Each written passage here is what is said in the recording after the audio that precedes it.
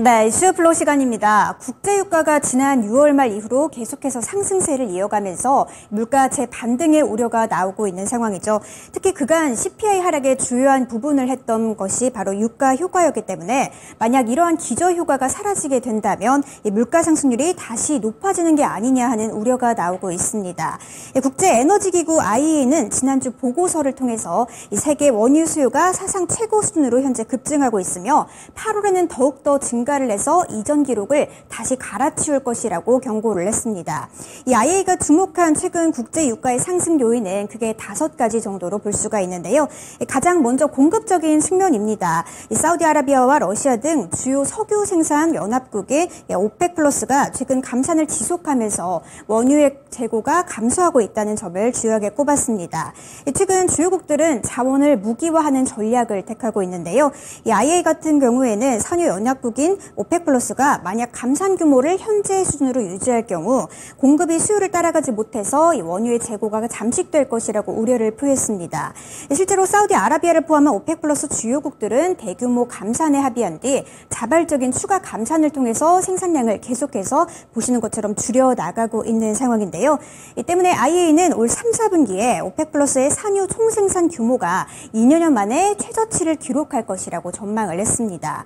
한편 수요 증가적인 측면에는 다음 부분들을 주목을 했는데요. 이 다양한 부분들 속에서도 중국 쪽에서의 의견을 좀 주목을 했습니다. 중국의 경기 회복 속도가 생각보다 느리긴 하지만 중국이 경기 부양을 위해서 힘쓰고 있는 만큼 이 내년에는 중국의 석유 수요 증가세가 전 세계를 주도할 것이다라는 전망을 내놨고요. 더불어서 여름철에는 항공 수요가 증가를 하고 또 최근 슈퍼 엘니뇨로 인해서 냉방의 사용량이 증가하고 있다는 측면을 들었습니다. 또한 정유 처리량 같은 경우에는 올 여름에 최고치를 기록할 것이며 더불어서 최근 거시경제 심리 개선으로 인해서 이 석유 수요가 증가할 것이라고 전망을 했습니다. 실제로 상반기에 유가가 하락했던 이유 중에 하나는 이 경기 부진으로 인한 수요 감소 때문이었는데요. 실제로 유가와 인플레이션은 밀접한 관련이 있는 만큼 만약 국제유가가 다시 크게 상승을 한다면 전반적인 물가 상승으로 이어지기 때문에 전 세계는 현재 국제유가에 주목을 하고 있는 겁니다. 이렇게 최근 불붙은 국제유가의 상승 랠리를 우리는 어떻게 봐야 할까요? 여기서 오늘의 이슈 공개합니다. 네, 오늘의 이슈입니다. 원자재 강세 국면 주목해봐야 할 업종은인데요. 이호석 PB와 함께 이슈 플로우 통해서 보다 자세하게 살펴보시죠. 네. 자, 이슈 플로우 오늘은 신한금융투자 이호석 PB 연결해서 좀 자세한 원자재 내용들 알아보겠습니다. PB님 안녕하십니까? 네, 안녕하십니까. 이호석 PB입니다. 네. 자, 오늘은 원자재 강세 국면에서 봐야 될 3가지 업종에 대해서 좀 3개로 나눠서 말씀해 주시는데요. 좀 세부적인 내용도 좀 들어보겠습니다. 네, 우선 이제 원자재 강세에 대해서 앞에서 설명을 충분히 잘 해주셔서 조금 약간 디테일한 부분만 조금 더 잡고 간다라고 얘기를 하면요. 이런 부분이 될 겁니다. 결국에는 하반기에 원자재가 강세 흐름을 갈 것이라고 예상을 하는 것이고요. 그 중에서도 이제 화석연료에 대한 부분을 조금 더 높게 치고 중요하게 치고 있습니다. 화석연료에 대한 부분을 중요하게 치고 있는데 그 중에서 이제 화석연료의 가격이 올라가는 데 있어서 중요한 배경이라고 하면 기본적으로 가격이 강세로 간다는 것, 가격이 올라간다는 것은 공급은 적고 수요가 많은 상황이 만들어질 때 이제 이런 그림이 나오는 거거든요. 그런데 이제 이 그림이 정확하게 딱 떨어지게 나오고 있습니다. 우선 최근에 아시다시피 ESG라고 하죠. 이제 친환경과 환경과 관련해서 이제 ESG에 대한 ESG에 대한 강조 때문에 결국은 이제 화석연료에 대한 투자 자체는 많이 줄어들고 있습니다. 더 이상 이렇게 새롭게 생산을 하기 위해서 추가적인 생산을 위해서 투자를 한다라기보다는 기존의 생산량도 지금 감축을 하고 있는 단계죠. 쉽게 말해서 공급 자체는 줄어들고 있고 공급 제한이 일어나고 있는 국면이라는 건데요. 그것과 별개로 이게 신흥국 위주로 해서는 화석연료에 대한 수요 자체는 더 늘어나고 있습니다.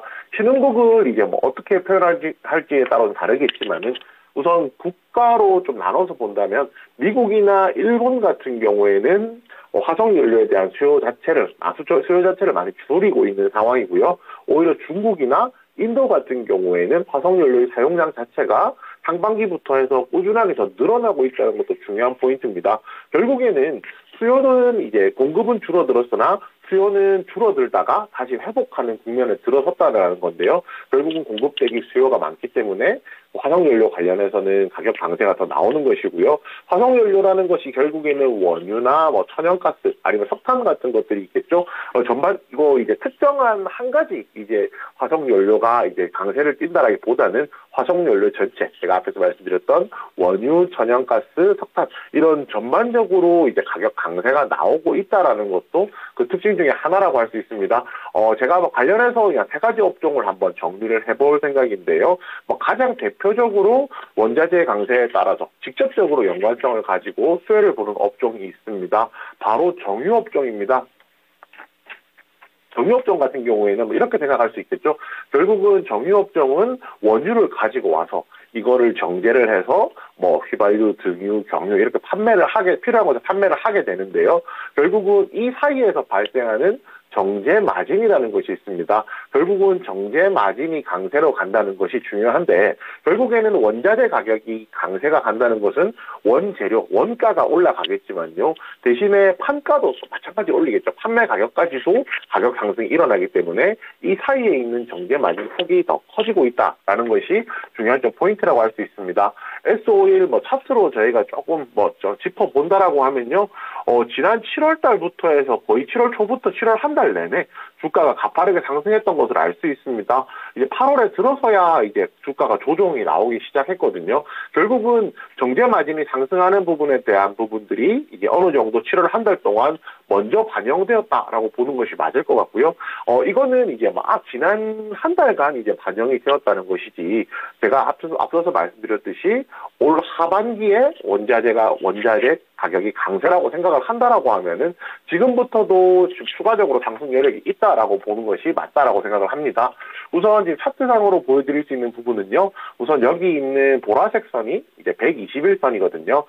보통 이제 121선이라는 것은 장기 이동 평균선으로 한 6개월 정도의 가격 평균을 뜻하고요. 이 6개월 정도의 가격 평균을 돌파하는 것, 뚫어내는 것이 사실 쉽지는 않습니다. 그런데 이 가격을 뚫어냈다는 것 자체가 좀 굉장히 좀 큰 의미가 있다라고 보고요.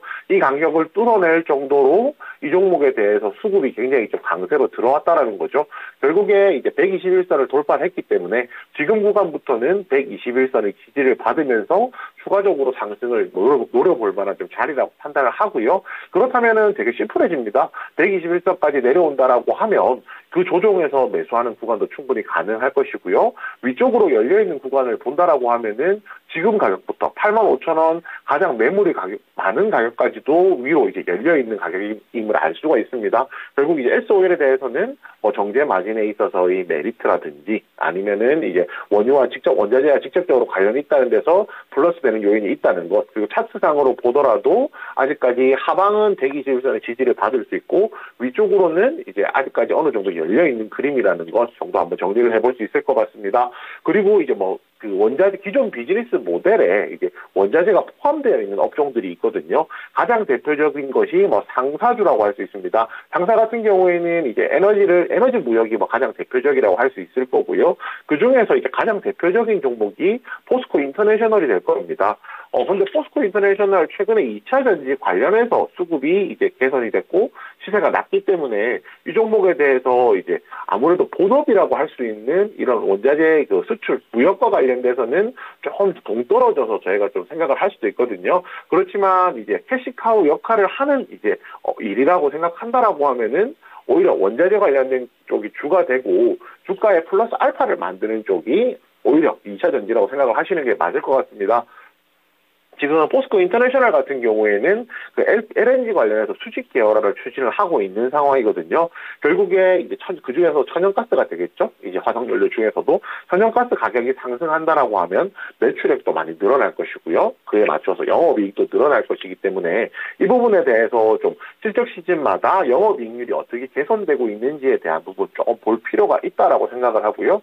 저희가 차트로 얘기를 해보자면 결국에 최근에 주가가 올라온 부분은 2차 전지 영향이 없었다라고 말은 못하겠죠. 컸죠, 사실은. 컸기 때문에 지금 차트로 절대적으로 분석하는 것은 조금 어려울 수도 있습니다. 그렇지만 지금 가격대 보시면요. 현재 가격대에서 가장 매물이 많은 구간, 지지를 받는 구간까지 도달을 해 있는 상황이고요. 만약에 조정이 나온다라고 하면 대략 한 7만 6천 원 정도, 그리고 6만 4천 원 정도 2차적으로 한 두 단계로 조정이 나올 수 있을 것이라고 생각을 하고 있습니다. 그렇기 때문에 만약에 2차 전지가 아니라 원자재로 생각을 한다라고, 그 원자재 관련해서 좀 접근을 한다라고 하면 오히려 포스코 인터내셔널 같은 경우에는 조정 시에 매수하는 전략 충분히 좀 가능할 것이라고 생각을 하고요.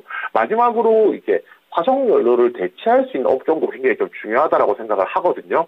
그 업종이 이제 중에서 가장 대표적인 것이 뭐 친환경이라고 저희가 키워드를 삼아볼 수 있을 것 같습니다. 저희가 친환경 이야기할 때는 뭐 태양광, 풍력, 그리고 조금 더 이제 카테고리를 넓히면 원자력까지 포함이 될 텐데요. 오늘 제가 말씀드릴 것은 친환경 중에서도 태양광, 풍력에 대해서 말씀을 드릴 거고요. 가장 대표적인 종목으로 이제 뭐 하나솔루션이 있을 겁니다. 하나솔루션 같은 경우에 주가가 오히려 조정을 좀 큰 폭으로 받았습니다. 여기 보시면은 35,000원, 36,000원대 정도에서까지 주가가 내려와 있는 상황이고요. 여기서 하단의 지지선을 한번 만든 이후에 오늘 같은 경우에도 주가가 조정이 나오면서 마찬가지 그 하단 36,000원 부근의 하단 지지선에서 이제 반등을 이제 기다려 볼 만한 시점이라는 것을 알 수가 있습니다. 차트상으로 개인적으로는 차트상으로 흘러내리는 차트가 좋다라고 생각은 하지 않습니다. 그렇지만 이 부분도 생각해야겠죠. 결국은 친환경이라는 것이 지금 당장 무언가가 바뀐다, 달라진다는 시점이 아니라 장기적으로 화석연료를 대체한다는 점 생각해 본다라면 지금 시점에서도 충분히 저가에서 매수한다, 분할 매수한다라는 방식으로는 접근이 가능할 것이라고 생각하고요. 풍력과 관련해서는 CS 베어링이 가장 대표적이라고 할 수 있을 것 같습니다. CS 베어링 지난 6월 달에 이제 풍력과 관련해서 시세가 나오기도 했었고요. 결국에서는 풍력과 관련해서 CS 윈드, CS 베어링 이 종목들이 시장에서 관심을 수급을 끌어당기는 종목이기 때문에 지금 시장에서 충분히 관심 가질 필요 있다라 생각하고요. 차트 보시면은 121선 지지를 받고 다시 한번 반등 나오는 모습 보여주었습니다. 결국에는 이 종목 같은 경우에 121선 부근까지 내려온다라고 하면은 조정 시 매수를 통해서 반등을 노려볼 수 있는 종목이라고 조금 판단을 하고요. 이 부분 조금 참고하신다라고 하면은 제가 앞서서 말씀드렸던 정유, 상사, 그리고 이제 친환경 이 섹터 안에서 원자재 강세를 대비할 수 있는 전략이 충분히 이제 나올 수 있다라고 생각합니다. 오늘 굉장히 알찹니다. 예. 하반기 원자재 강세를 보자. 이러고 완전히 칼을 가신 것 같아요. 정유, S-오일, 그리고 상사는 역시 상사도 포스코인터네요. 그리고 친환경 쪽에서는 태양광의 한화솔루션, 풍력 쪽에서 CS 베어링, 관련된 종목들의 전략까지 자세하게 잡아주셨습니다. 자, 그럼 마지막으로 투자 전략 한 번 더 듣고 마무리 짓겠습니다, 피비님. 원자재나 강세라는 것은, 가격 강세라는 것은 하반기에 일어난다라고 판단을 하지만요.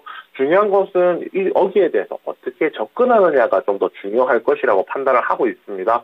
여기서 접근하는 방향에 대해서 좀 생각을 해봐야 될 건데, 투자하는 기간이 짧은지, 긴지에 따라서 이제 종목을 선정을 할 필요가 있다라고 생각을 하거든요.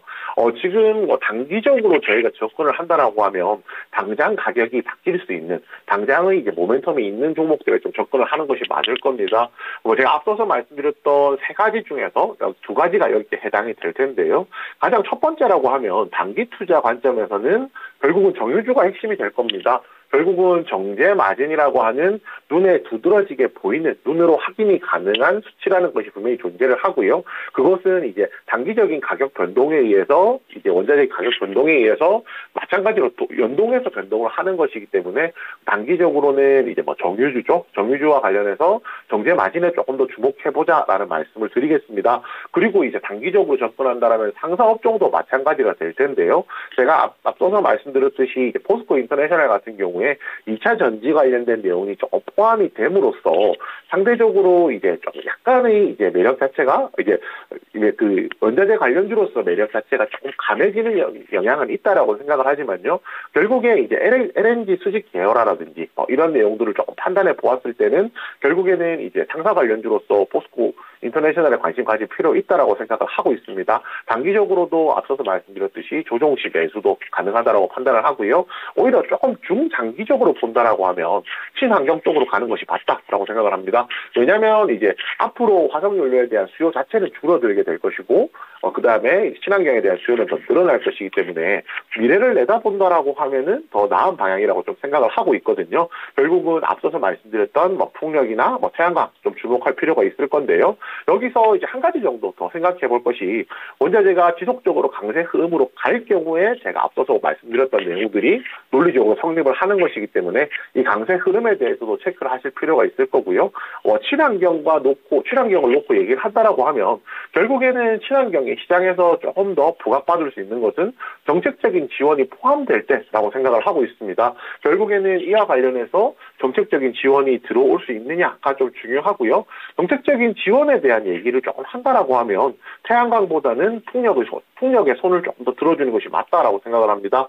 7월 달에 발표했던 에너지 신사업 그 수출 동력화 전략이라는 것이 있거든요. 한 21개 정도 유망 품목이 들어가는데 여기에 풍력이 포함되었습니다. 결국에는 정책적인 지원이 바탕이 될 경우에 이런 종목들로 친환경과 관련된 종목들도 수급을 더 빨아들일 수 있다는 점 생각해보면 이런 부분도 정책적인 지원도 한번 같이 체크해 보시길 바랍니다.